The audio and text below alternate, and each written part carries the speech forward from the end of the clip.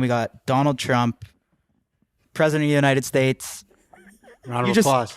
Round of applause. Thank you, Round Mr. of Trump. applause, Okay. man. Thank you. We're really, really excited to be doing this. It's my honor. My honor. You come highly recommended by Dana White. Yes, of course. Already off the bat. He's doing great things for this country, and we got to win this election again, ladies and gentlemen. A Trump crony. You want to hear from him? Yes.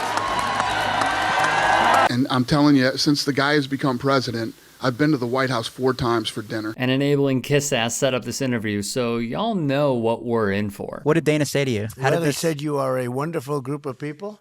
I guess you're friends of his, and Very you good do friends. the UFC thing, and he's done an incredible job. And when he said that, I've been with Dana for a long time. He's been my friend for a long time. And I said, that's good enough for me. But you've done a great job. It's been a blessing to be able to be friends with Dana White. Just a quick note, there will be no pushback. Putin would not have done it. He would not have done it. This would never have taken place if you had a person that did very well in the election. I'm being very nice when I say that, too. I'm being very kind. We did phenomenally in the election, 12 million more votes than we got the previous time. It's just non-stop BS. I understood Putin. I talked to Putin. I spoke to him about Ukraine, and I said, don't do it. And I won't go into the exact conversation, but under if certain people ask, I'll tell them exactly what the conversation was. Rough. Hey, to break it to you guys, he just told you to your face you're not important enough. Do you ever talk to Putin still? No, I haven't spoken to him since, but he was never, ever going to, certainly under the Trump administration. And he changed the conversation pretty quickly there, didn't he? How do you see it unfolding? Well, and I said this a long time ago, if this happens, we are... All right, everyone, step right up and play Trump multiple choices. Is he gonna go with A, drop Myers bleach on the Russian people? B, decimate Ukraine because he's Vladimir Putin's little minion? C, claim Zelensky's election was not certified because Brad Raffensperger stood in his way? Or D, revisit a long-standing feud with windmills and turbines? playing right into their hands, green energy. The windmills, they don't work. They're too expensive. They kill all the birds. They ruin your landscapes. And yet the environmentalists love the windmills. And I've been preaching this for years.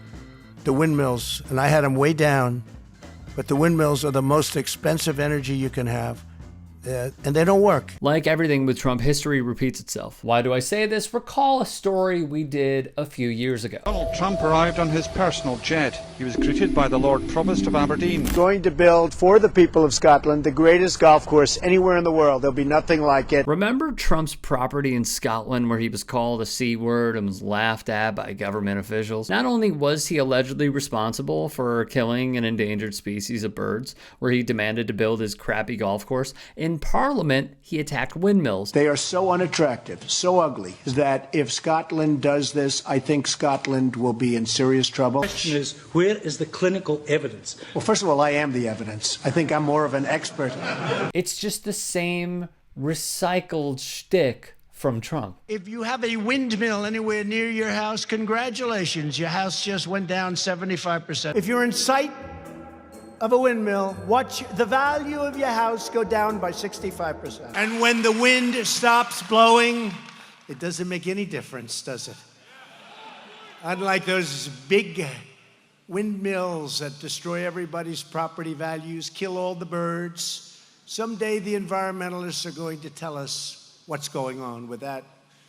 And then all of a sudden it stops. The wind and the televisions go off. If it doesn't blow, you can forget about television for that night. And they say the noise causes cancer. You told me that one, okay? You know, the thing makes it so... And of course, it's like a graveyard for birds. Very, very negative for the environment. It's killing the birds. All of these wind farms, they're really destroying Scotland. They kill so many birds. You look underneath some of those windmills, it's like a killing field of birds. There's a lot of hoopla about windmills. They're horrible-looking structures. They make noise. They kill birds by the thousands. They're really destructive. Any turbine in close proximity to a school must go! Economics behind ugly, bird-killing wind turbines do not work. He's just a broken record.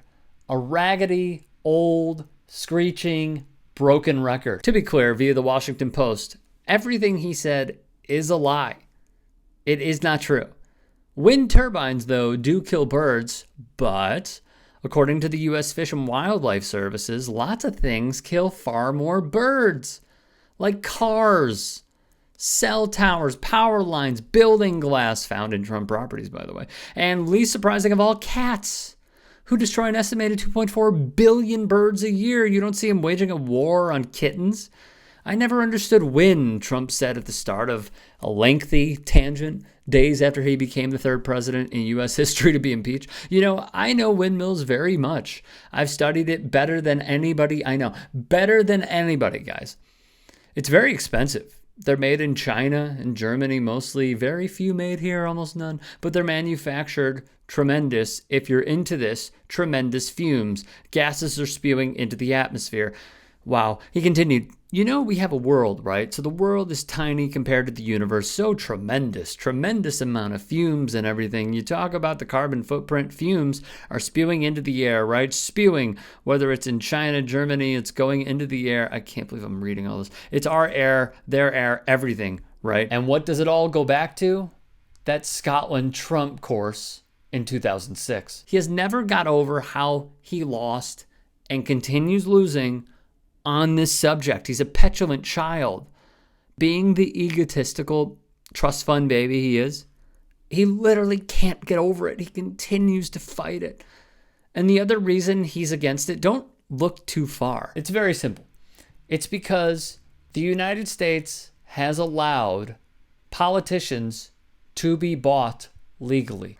Oil pipeline billionaire Kelsey Warren hosted a fundraiser for Trump that raised a reported $10 million to his campaign. Forbes reported the following during the 2020 campaign. 11 energy billionaires and their spouses donated to Trumpito. By contrast, only one gave to Joe Biden's campaign, and the former VP, who promised to take no money from fossil fuel executives, sent it back. Though, of course, you know, don't talk about the other stuff. Jeff Hildebrand's Houston-based Hillcorp Energy is the nation's biggest privately owned oil and natural gas producer. In return, his wife Melinda was appointed to join a committee on the arts at the JFK Center for the Performing Arts. Come on. There's more. Fracking pioneer Harold Hamm, who gave a speech at the 2016 RNC, has served as an informal economic advisor. A friend of his, by the name of, Scott Pruitt, ended up getting the nod to serve as administrator of the frickin' EPA. The list goes on and on and on. So yes, Trump has a long-standing feud with inanimate objects. But if you think about it, he's also paid very, very handsomely to prolong the fight.